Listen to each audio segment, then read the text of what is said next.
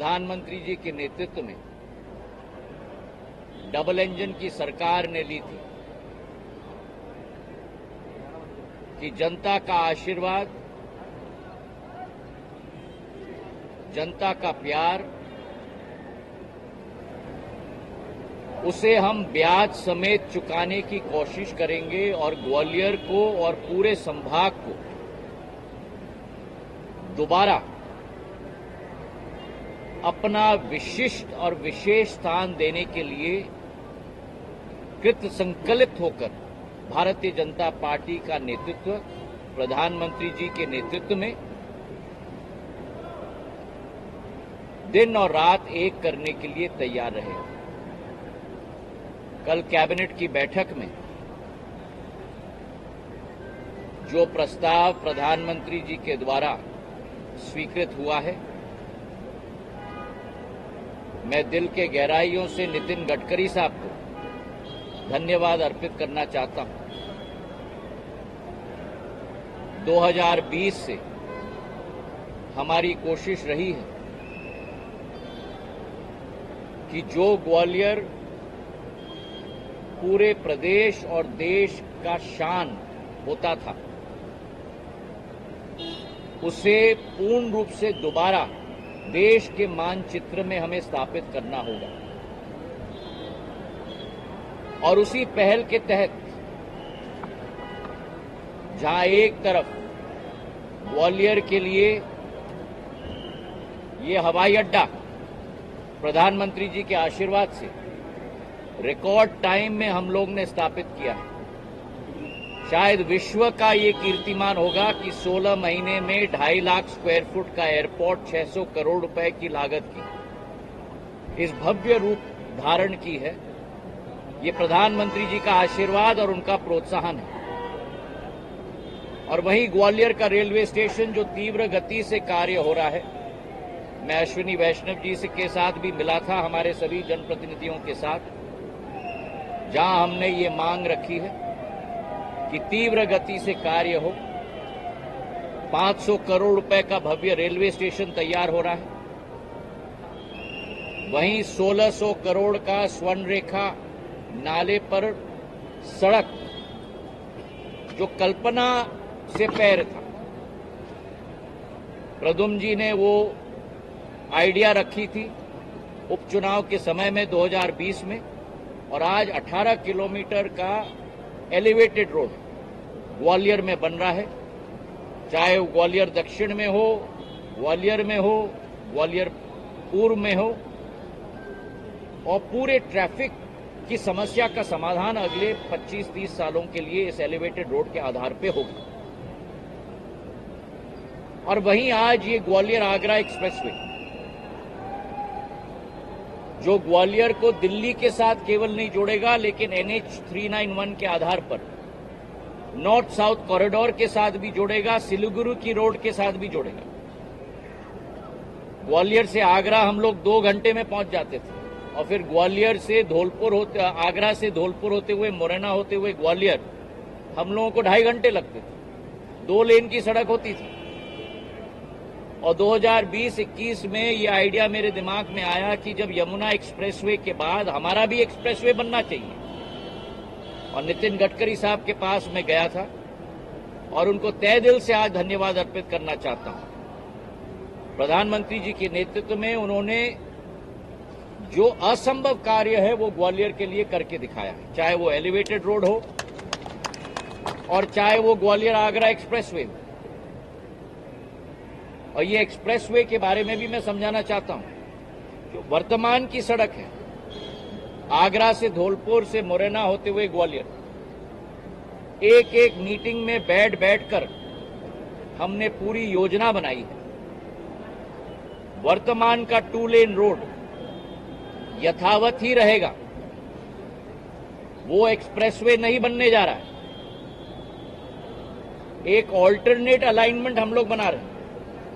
जो वर्तमान का रोड है आगरा से ग्वालियर तक, वो 120 किलोमीटर का है और 2.5 घंटे लगते हैं हम लोग। ऑल्टरनेट अलाइनमेंट का सड़क बना रहे हैं हम, जो केवल 88 और 90 किलोमीटर का होगा, मतलब 32 किलोमीटर कम होगा, 25% कम होगा। और वो 6 लेन बनेगा, मतलब आगरा से ग्वालियर हम लोग 1 घंटे 10 मिनट तक वो सफर हम लोग तय कर पाएंगे, जो आज 2.5 घंटे लग रहा है। और उसी अलाइनमेंट पर 8 ब्रिज बनने वाले हैं, 6 फ्लाईओवर बनने वाले हैं, और उससे करीब करीब 32 किलोमीटर दूरी कम भी होगी आगरा से ग्वालियर की। ये 6 लेन का एक्सप्रेसवे बनेगा 4,613 करोड़ रुपए की। भूमि की अधिग्रहण भी की जा रही है राजस्थान में, मध्य प्रदेश में। दोनों सरकारें केंद्र के साथ कार्य कर रही हैं और ये 4,613 किलोमीटर की सड़क, हमारी कोशिश होगी कि आने वाले 2.5 साल के अंदर पूरी तरह से ये तैयार हो जाए। 4,613 किलोमीटर की ये greenfield Gwalior expressway high speed corridor होगी, साधारण नहीं, ये हाई स्पीड कॉरिडोर होगी। उसी तरह जैसे कि Yamuna expressway high speed corridor है, ताकि जो यात्री ग्वालियर से दिल्ली जा रहा हो वो 2.25 घंटे के अंदर या 3 घंटे के अंदर घर से घर तक पहुंच पाए। जहां एक तरफ ये ग्वालियर आगरा एक्सप्रेसवे 4,613 किलोमीटर की है, वहीं अगर एयरपोर्ट, रेलवे स्टेशन और एलिवेटेड रोड, केवल इन 4 योजनाओं को आप जोड़ दो तो 7,000 करोड़ रुपए का निवेश अकेले इन 4 योजनाओं से ग्वालियर में हो रहा है। इस पर स्मार्ट सिटी की योजना 2,000 करोड़ की, चंबल से ग्वालियर के लिए पानी लाने की योजना 90 MLD और 60 MLD मिलाकर 150 MLD,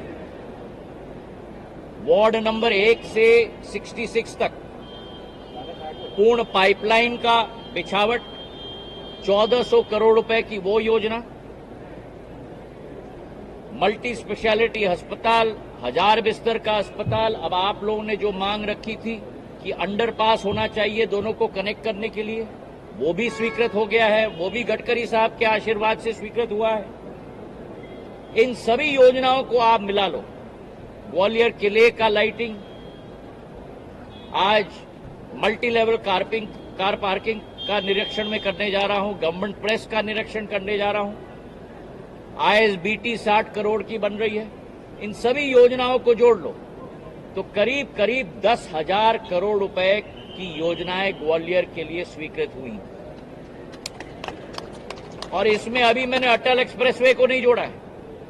अटल एक्सप्रेसवे को आप जोड़ोगे तो अकेले 11,000 करोड़ रुपए की योजना, जो कोटा से इटावा तक पूरे चंबल नदी के आधार पर जोड़ा जाएगा।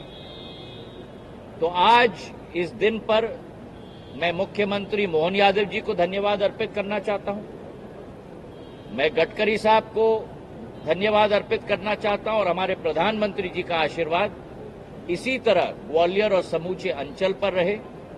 केवल मैं नहीं, लेकिन आज अंचल का एक एक वासी, एक एक जनप्रतिनिधि, एक एक कार्यकर्ता भी विनम्र पूर्वक हमारे शीर्ष नेतृत्व को दिल के गहराइयों से धन्यवाद अर्पित करना चाहता है और मुख्यमंत्री जी को भी धन्यवाद अर्पित करना चाहते हैं कि ग्वालियर के विकास और प्रगति में सदैव हमारे साथ कदम से कदम नहीं मिलाते, लेकिन हमारे से आगे भी चलते हैं। सभी को मेरे दिल से धन्यवाद और क्षेत्र के वासियों और मीडिया के मेरे सभी भाई बंधुओं को भी बहुत बहुत बधाई। सिंधिया जी, एक तरफ अटल एक्सप्रेस वे, दूसरी तरफ आपका हाई स्पीड कॉरिडोर बनने जा रहा है, तो दोनों पैदल में काम चलेगा या आगे पीछे निर्माण? नहीं, ये दोनों अलग रोड है। एक रोड हमारा उत्तर से दक्षिण जा रहा है, जो हमारा आगरा से ग्वालियर एक्सप्रेसवे है वो उत्तर से दक्षिण है, और ये पूर्व से पश्चिम, जो इटावा से हमारा कोटा तक चंबल एक्सप्रेसवे चलेगा। तो दोनों का कार्य संभाग के लिए अनिवार्य है, बहुत ही महत्वपूर्ण है, और ये दोनों मिलाकर संभाग के लाइफलाइन बनने वाले हैं। आने वाले समय में जब ये पूर्ण रूप से नींव बस जाएगी तो पूरे संभाग, केवल ग्वालियर के नहीं लेकिन पूरे संभाग का औद्योगिकरण भी इसी के आधार पर सुनिश्चित होगा। लगता है पहला ये हाई स्पीड तैयार हो जाएगा पहले नैरोगेज ट्रेन के लिए बहुत प्रयास किए थे कि सिटी में चल सके, लेकिन अब उसके डिब्बे इंजन सभी वापस जा रहे हैं। अगर चल जाता तो शायद ग्वालियर के लिए ये भी एक सपना था। मेरे पूज्य पिताजी का नैरो गेज को ब्रॉड गेज में परिवर्तित करने की करीब 10 साल पहले इसे स्वीकृति हमने 2000 करोड़ रुपए की योजना के तहत मैंने दिलवाई थी।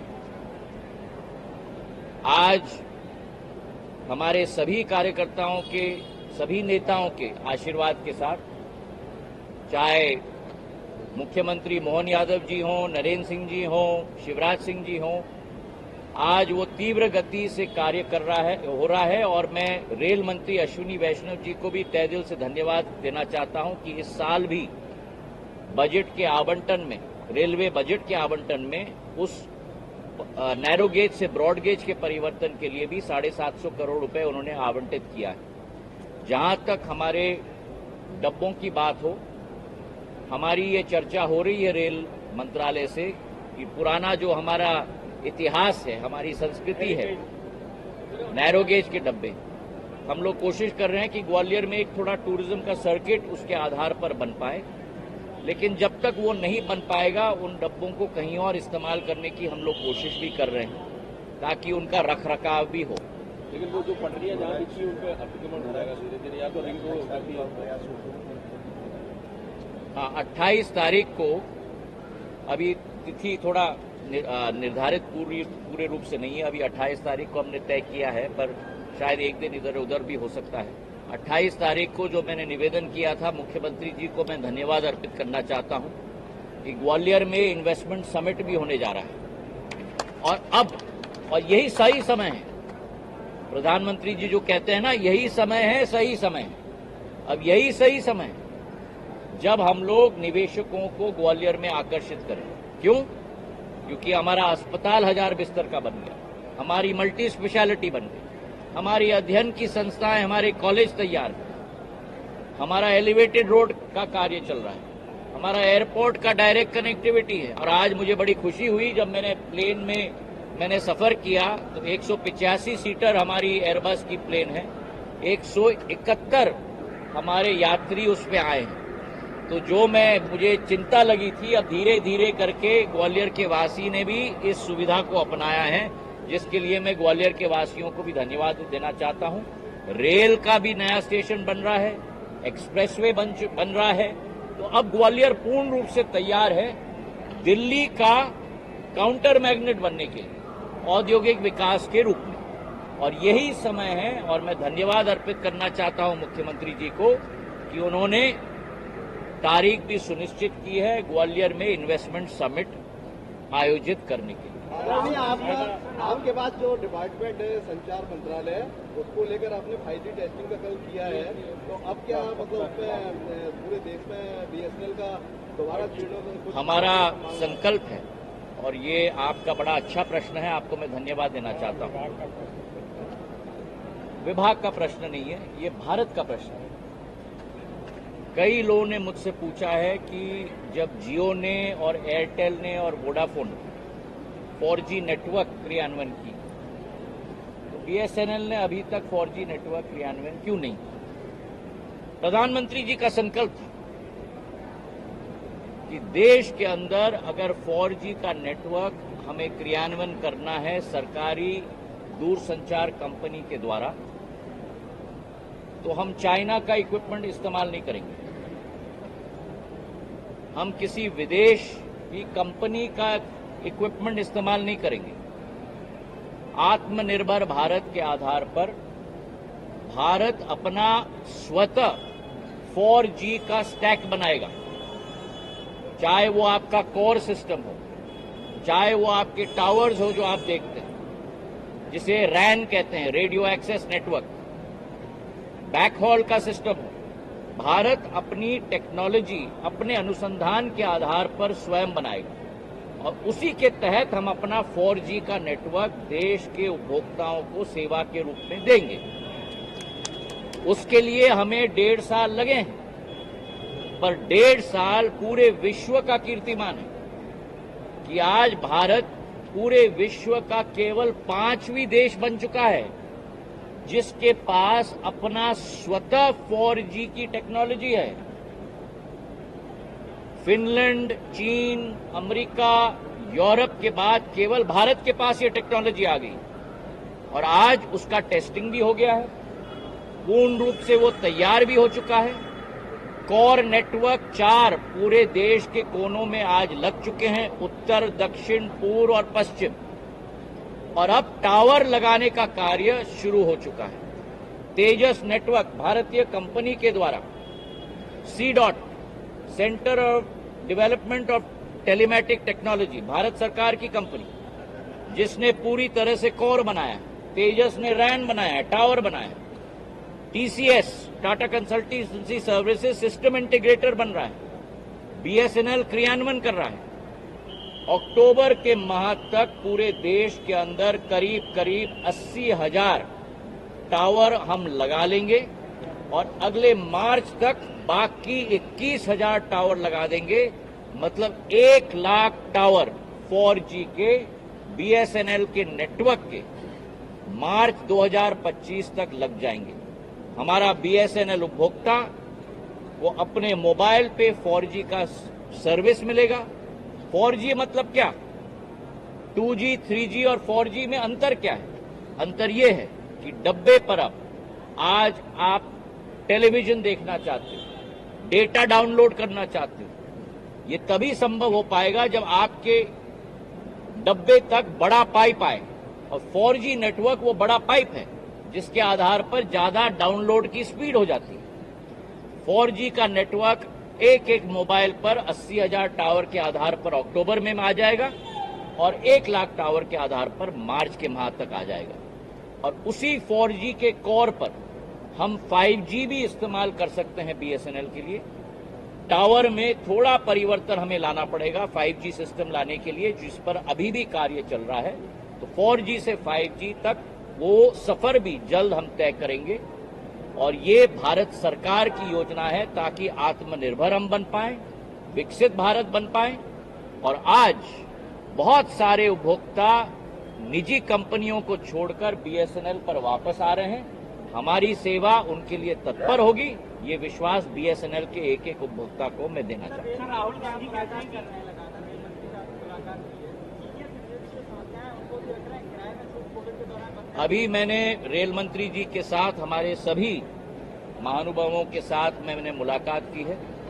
ग्वालियर, भिंड, मुरैना, गुना, अशोकनगर, शिवपुरी सभी के लिए जो ज्वलंत मांग है, ट्रेन्स के लिए ट्रैक्स की ज्वलंत मांग है, उन सभी की बात हमने रेल मंत्री जी के समक्ष रखा है। और मुझे विश्वास है कि नया रेलवे स्टेशन ग्वालियर में बन रहा है, हमारा अमृत स्टेशन मुरैना में बन रहा है, भिंड में बन रहा है, गुना, शिवपुरी, अशोकनगर में बन रहा है। तीव्र गति से कनेक्शंस में भी बढ़ोतरी होगी, इसका मुझे पूरा विश्वास है और रेल मंत्री जी ने विश्वास भी दिया।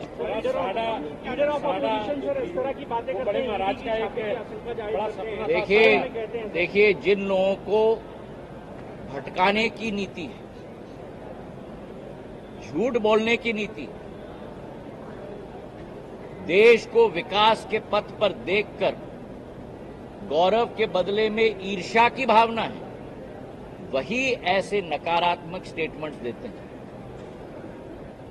और आज जो कांग्रेस की स्थिति हो चुकी है, जो देश को बढ़ाने का काम नहीं लेकिन देश को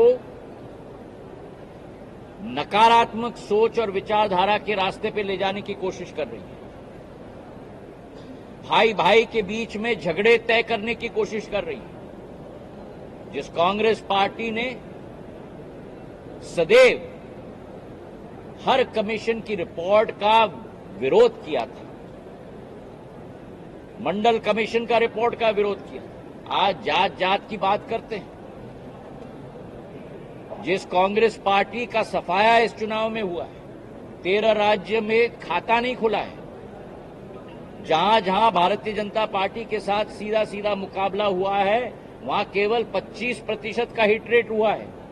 और 2014 की सीट हम ले लें, 2019 की सीट ले लें, 2024 की सीट ले लें, जितने सीटें इन तीनों चुनाव में कांग्रेस जीती है उनको भी आप इकट्ठा कर लो तो वर्तमान भारतीय जनता पार्टी के 2024 के चुनाव में जो 240 सीटें मिली हैं उस आंकड़े तक भी नहीं पहुंच पा रही है कांग्रेस। ये हाल कांग्रेस पार्टी का हो चुका है। अपने गिरबान में झांके किसी और पर उंगली दिखाने के पहले। बहुत बहुत धन्यवाद। कई लोग कह रहे हैं सर, सिंधिया जी बीजेपी गठबंधन के लोग कह रहे हैं कि क्रीमी लेयर को रिजर्वेशन से अलग करना ठीक